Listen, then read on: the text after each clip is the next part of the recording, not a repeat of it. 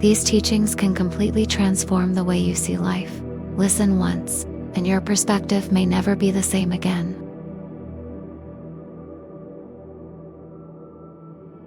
If you spend the present meaninglessly and leave with empty hands, a human life and future will be very hard to find.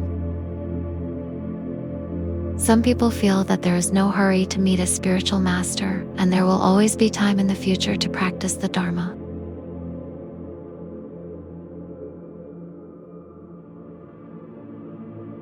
With this attitude, you will neglect spiritual practice in favor of the pursuit of your ordinary preoccupations.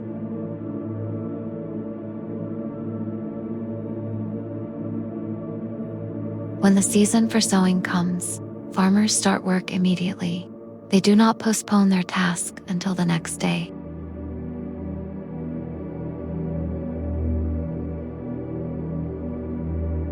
In the same way, when favorable conditions for practicing the Dharma come together, you need to focus all your energy on practice, without further delay.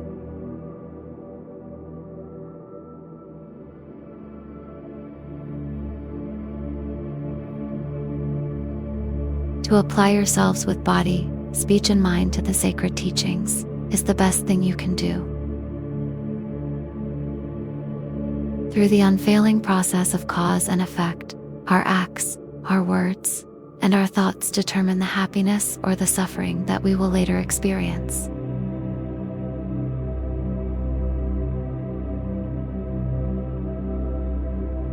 If the balance of our acts leans to the negative side, we will suffer in the lower states of existence of samsara. If it leans toward the positive, we will be able to liberate ourselves from samsara and attain Buddhahood in a single lifetime.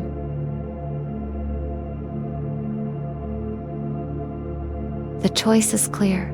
Avoid the causes of sorrow, and thus be sure of happiness.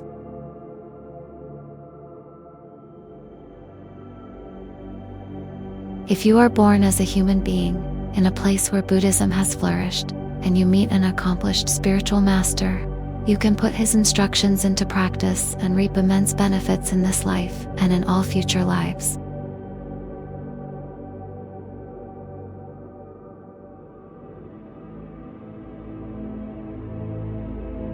You will realize that your focus on worldly distractions and preoccupations is holding you prisoner in samsara, and you will begin to feel an intense desire to free yourself.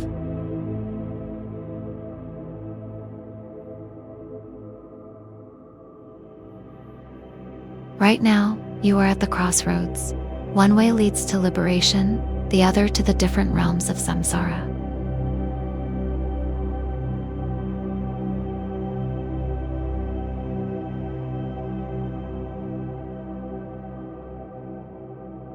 A sutra says, "The body is the boat that can lead you to the shore of liberation. The body is the stone that can make you sink into the abysses of samsara. The body is the servant of vice and of virtue."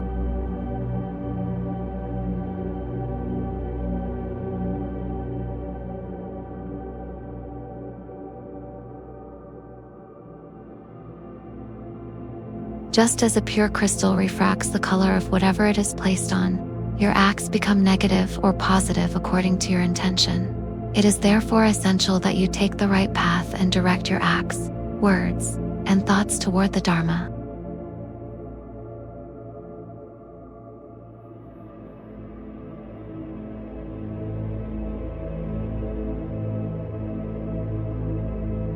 In the beginning, you need to concentrate all your energies on cultivating positive tendencies and eliminating negative ones.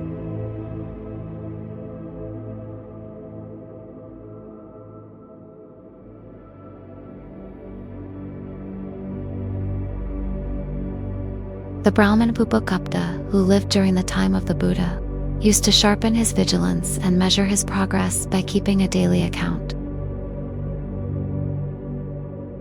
Every evening he would make 2 heaps of stones, using a black pebble for each bad thought or action he had committed during the day, and a white stone for each meritorious one.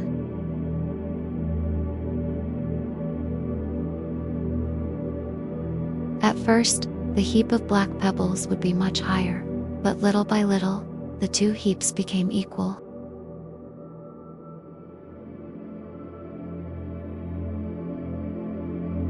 With great perseverance, he eventually reached a point where all the stones he piled up were white.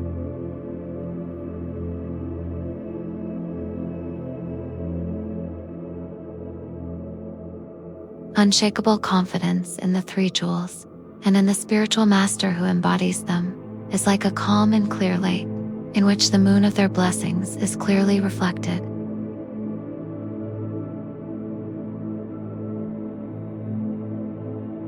When you have the strength of such confidence, your mind remains serene and imperturbable, graced with the presence of the three jewels. What do good or bad circumstances matter to you then?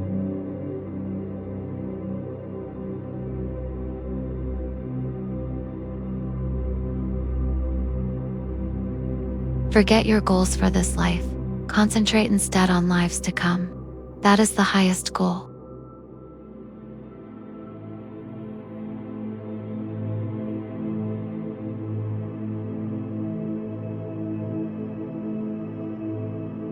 It would be futile to practice the Dharma only within the narrow perspective of this life, with your own health, longevity, and comfort as your main goals.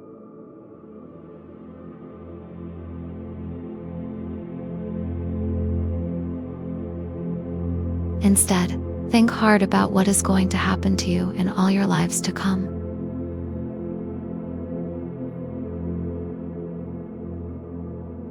And it is not only your own future you must consider, but that of all beings too.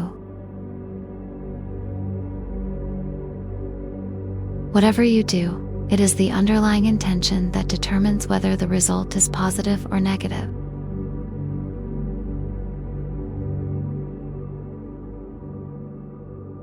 If you are going to master and transform your mind, which is, after all, the goal of the Dharma, it is important that you start by examining those underlying intentions and thoughts.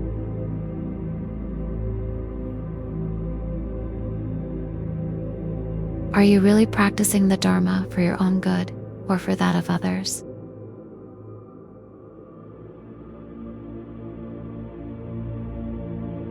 Our first concern tends to be our own search for happiness and our attempts to escape suffering. But if you step back and see yourself as just one among the whole infinity of sentient beings, your individual wants and fears begin to look insignificant in comparison.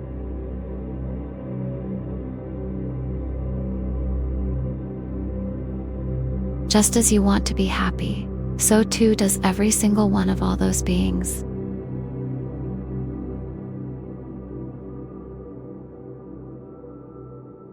But in their pursuit of happiness, almost everything they do only results in suffering.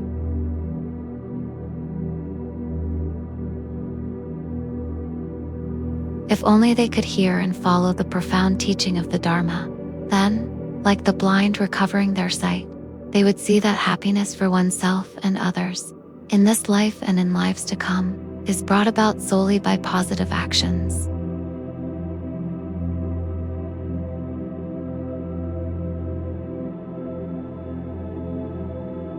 The only way to get free of the vicious circle of suffering and to attain the lasting happiness of enlightenment is to pay careful attention to undertaking positive actions and avoiding negative ones.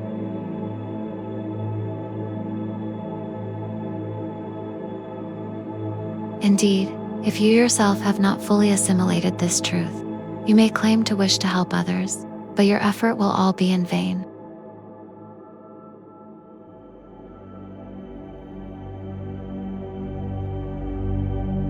When you are following the teachings and putting them into practice, this is why it is so important to do so not with ideas of being respected or rewarded for your great learning, but with the thought, may I attain enlightenment and be able to give these teachings to all beings, thus leading them to Buddhahood.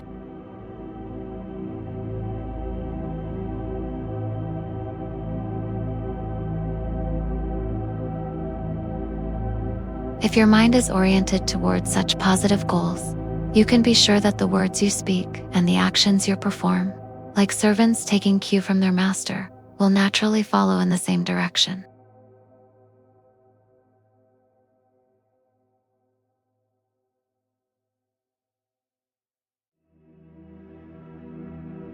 But if your mind is distracted and full of attachment, animosity, and ignorance, then however many millions of mantras you recite or prostrations you offer, it will be like eating tasty food mixed with poison.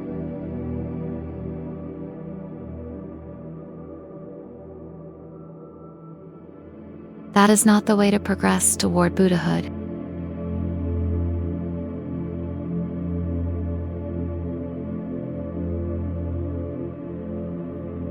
Try to maintain perfectly pure thoughts in all circumstances, so that even the most insignificant of your acts will preserve their positive energy until you attain enlightenment.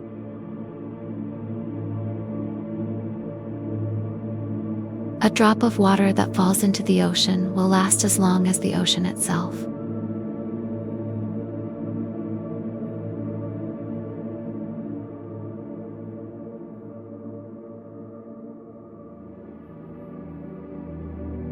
Family ties are as ephemeral as a chance meeting in the marketplace. In the course of my long life, I have more than once witnessed difficulties between husband and wives, parents and children.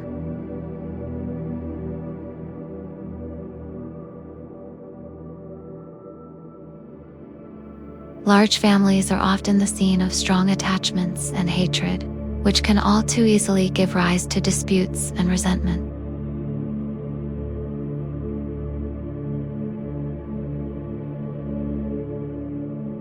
When the winds of trouble blow on a family, tensions that may have begun with a few momentary hostile or possessive thoughts can end up driving some of its members, as if possessed by a demon, to kill each other or commit suicide.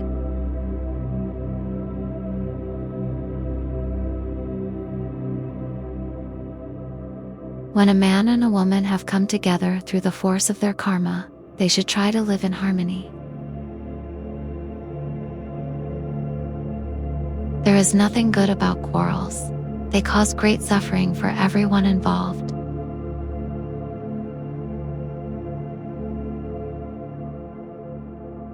Make it your responsibility to be agreeable to all the members of your family and to try to turn their minds little by little toward the Dharma, simply through kindness and setting a good example.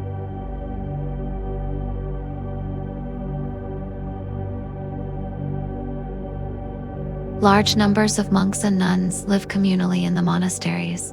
It is essential that they feel united and maintain excellent discipline.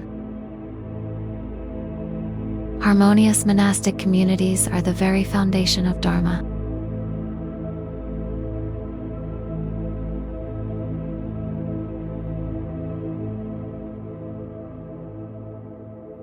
The same is true of the relationship between teacher and disciple. If the students can maintain a perfectly pure relationship with their teacher, they will not stumble against any obstacle on the path.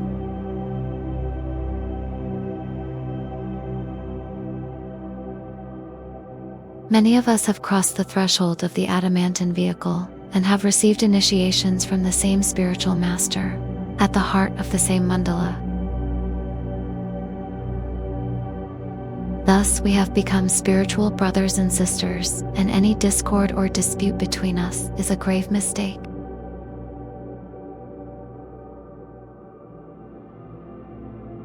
It is said that if a dispute breaks out between participants in the great Vajrayana ceremony called a Drupchen, in that instant the whole long ritual is entirely spoiled. Just as when a rat falls into a milk churn, all the milk is rendered undrinkable.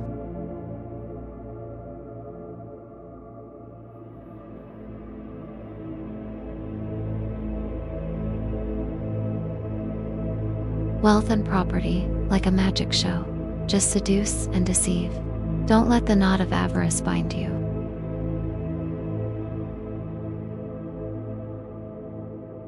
Vast wealth, the finest clothing and food, even if you had everything you could ever want, there is no way those possessions could last forever.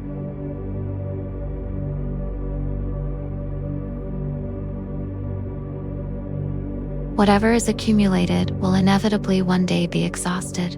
Whatever goods and property you may amass, all of it will sooner or later be dispersed.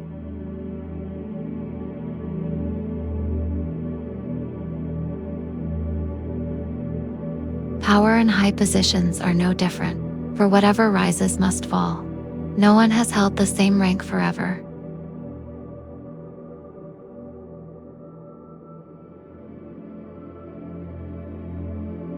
All gatherings, too, are bound to end in separation. 100,000 people may be assembled, only to be separated a few hours later.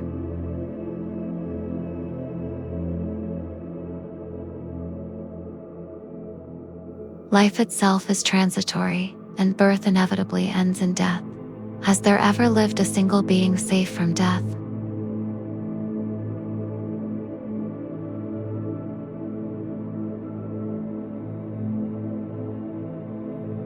Someone who has managed to build up a great fortune may look back at his achievements with some satisfaction, reflecting proudly, "I am a rich man," but he would do well to reflect too on the extent to which those riches are based on lies, deceit, and the overriding of others' interests, negative actions that in the long run will only engender suffering.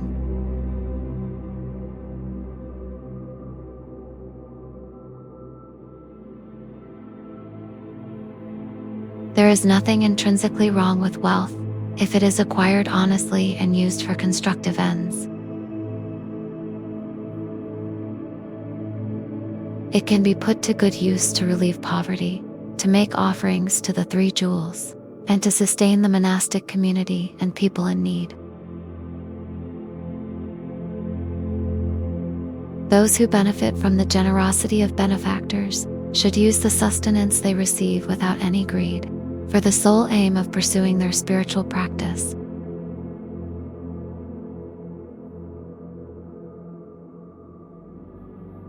Both donor and recipient should stay free of attachment and consider their possessions as illusory gifts received in a dream.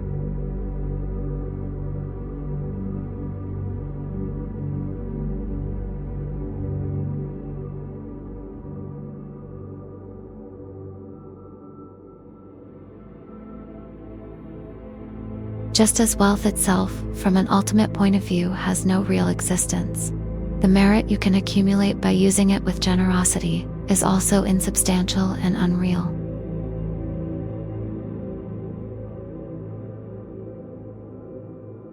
It can nonetheless lead you to Buddhahood, one aspect of which is freedom from any grasping onto phenomena.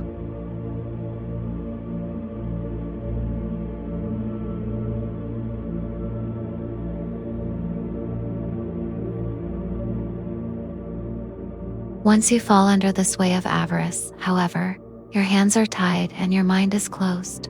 You not only lose the ability to give, you even begin to find other people's generosity unbearable.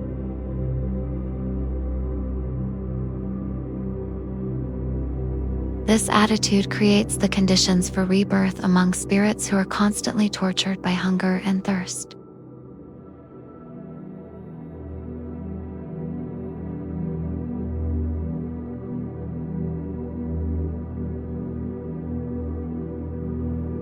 Powerful attachment can even lead to the experience of intense suffering in the hell realms.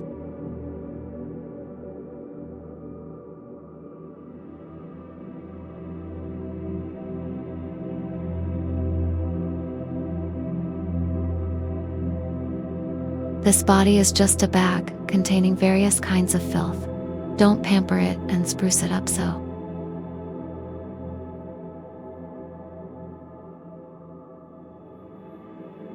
I look better than anyone else around, a pretty woman may think, and I can attract and charm anyone I want, but her beautiful body is actually just blood, fat, muscle, lymph, bones, and excrement, nothing good or pleasant.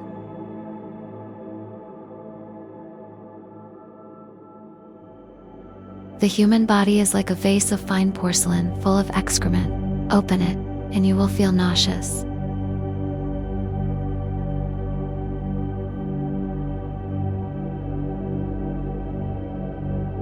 What a waste of time it is to take so much care of this body, feeding it the most succulent dishes, dressing it in the most fashionable clothes, and trying to make it look younger than it really is.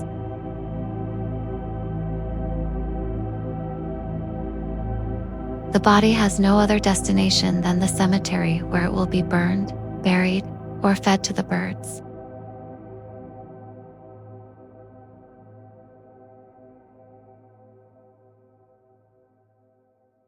Impelled by the vainest of motives, we plunge into business and compete with our rivals without hesitating to lie and to cheat, thus adding the weight of negative actions to the futility of our goals.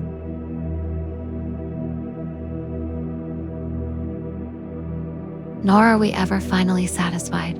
Our wealth is not great enough, our food is not good enough, and our pleasures never seem to be sufficiently intense.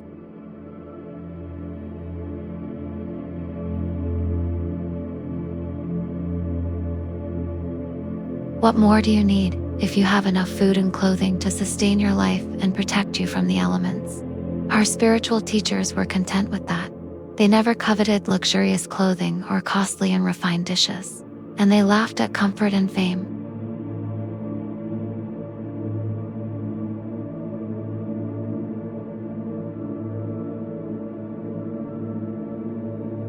The importance we ordinarily accord our body, therefore, is scarcely merited, but as a tool with which to practice the Dharma, its value is inestimable.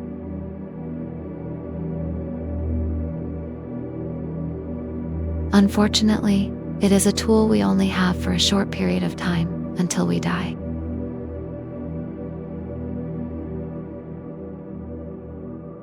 Instead of giving it as much pleasure and comfort as we can, we must put it to good use, to progress toward enlightenment.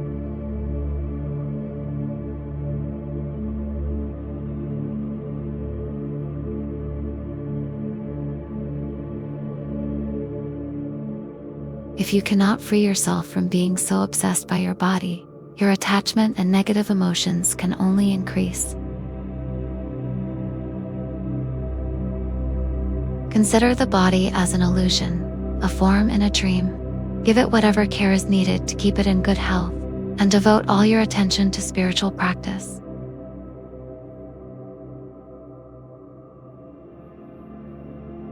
In this way, you will one day become like the bodhisattvas, who no longer have the slightest attachment to their bodies, and are ready to give their limbs, their eyes, even their lives, if that can benefit others.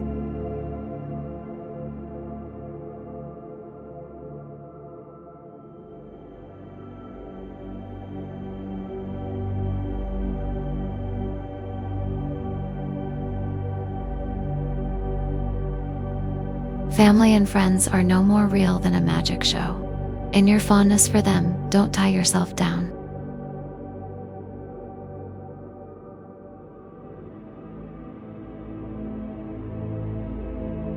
Simply to see our friends and family makes us happy. As soon as we hear our child cry, we are seized by anxiety.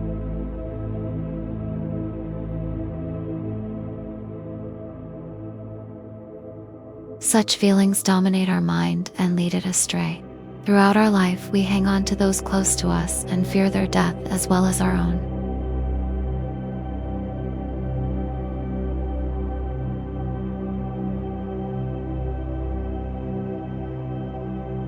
We might sometimes think of going into the mountains to devote ourselves completely to Dharma practice in solitary retreat. But then we hesitate, thinking, who will take care of my family, my business, my fields? And we keep on postponing any such decision.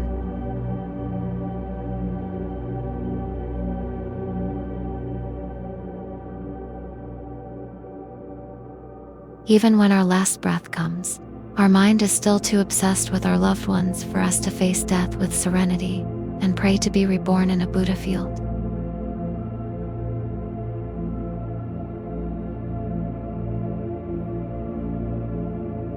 The best way to reaffirm your determination is to consider those close to you and all your possessions, as well as everything else in the world around you, as being a magical show without any true, substantial existence.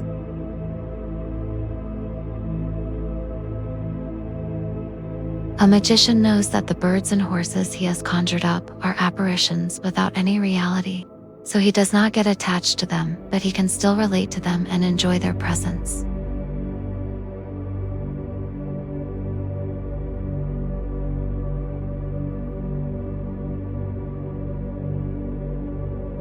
Many of us lead family lives. At most, the members of families stay together for the duration of lifetime, often much less.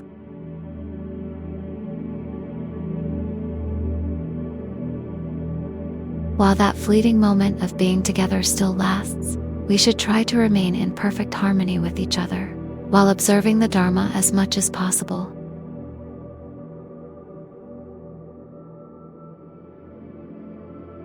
Night and day, let us turn our minds toward goodness, love, and compassion, doing a single prostration, saying a simple prayer, contemplating the nature of the mind for an instant, are seeds that lead to enlightenment.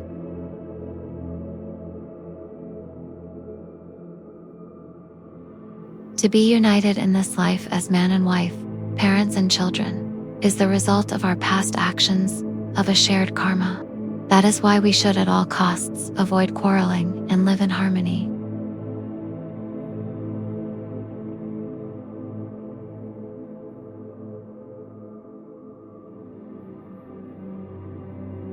And those of you who are capable of renouncing a family lifestyle for the monastic life should pray that, once you attain enlightenment, your friends and those close to you will be the first disciples whom you lead on the road to liberation.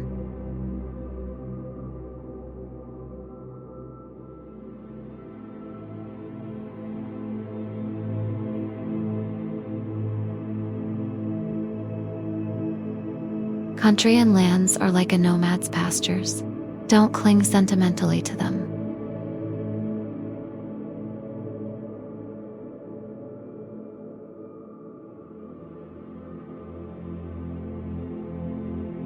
We call the country in which we were born our homeland.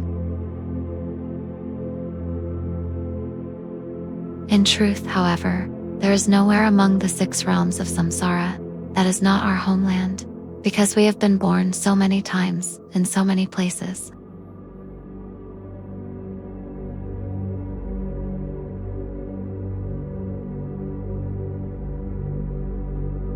Like nomads moving camp every season, we change our native land with every rebirth.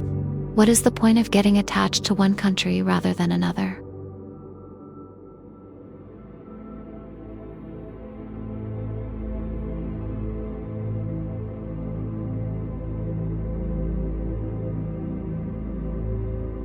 As parents, all beings in the 6 realms have cared for you. Don't relate to them with your ideas of I and mine.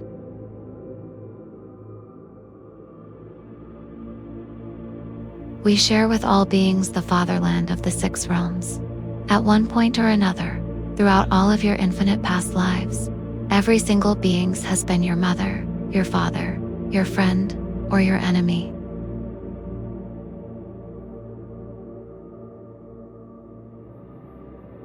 What, therefore, is the point of discriminating between the friends you happen to like and the enemies you want to get rid of just now, within the narrow confines of this present life?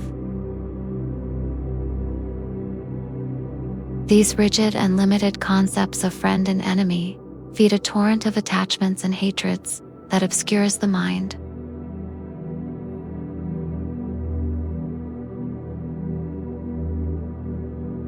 By sticking to notions of I and mine and blindly following the feelings of attraction and repulsion to which these notions give rise, we accumulate negative karma. Let us stop doing that.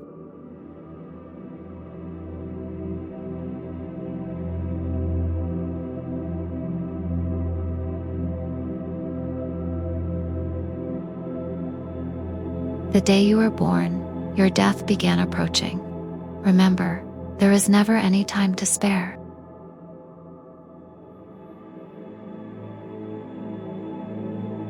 The birth of a baby is considered the most joyful of events, yet nothing can halt that child's relentless course toward death.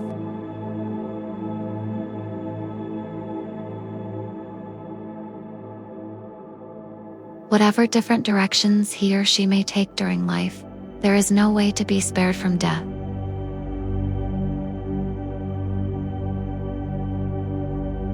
The proverb says, as the sun goes further in its course, the shadows of the western mountains draw ever closer. So too, as life unfolds its course, is death forever drawing nearer.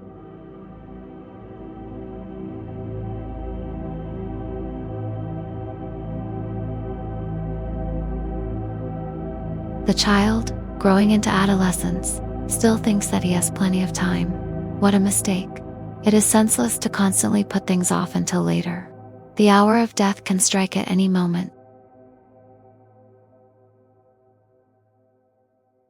Each breath is one more movement toward death, just like the steps of an animal being led to the slaughterhouse.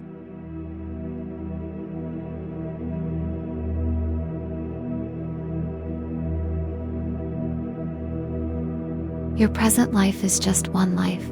Future lives are innumerable. Do not sacrifice so many lives just to pursue the illusory well-being of this present one.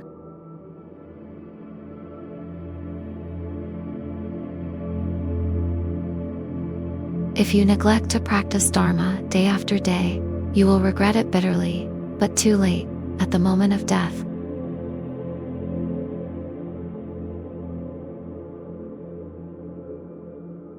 Can a dying person begin to practice?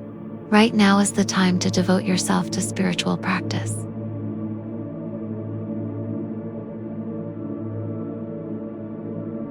The experience that practice will bring you is the only thing that will help you at the hour of death.